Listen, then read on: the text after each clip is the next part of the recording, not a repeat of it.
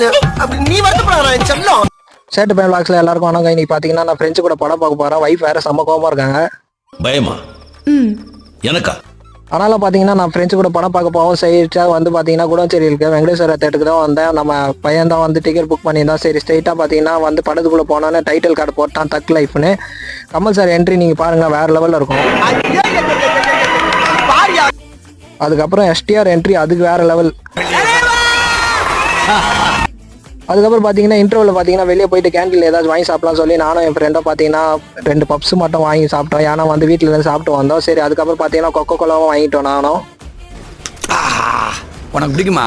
எனக்கும் பிடிக்கும். படம் நல்லா இருந்தது கை சூப்பராக இருந்தது. அதுக்கப்புறம் பார்த்தீங்கன்னா படம் கொஞ்சம் சரி வீட்டுக்கு போகலாம் ஸ்ட்ரைட்டாக. வைஃப் வேறு கோமா இருக்காங்க ஃப்ரெண்ட்ஸு கூட போயிட்டு என்னை விட்டுட்டுன்னு சொல்லி வீட்டுக்கு வந்து பார்த்தா வைஃப் எதுவுமே பண்ணல அப்படின்னு நான் உங்ககிட்ட போய் சொல்ல விரும்பல. பாய் பாய் கைஸ், பிடிச்சிருந்தா லைக் பண்ணுங்கள்.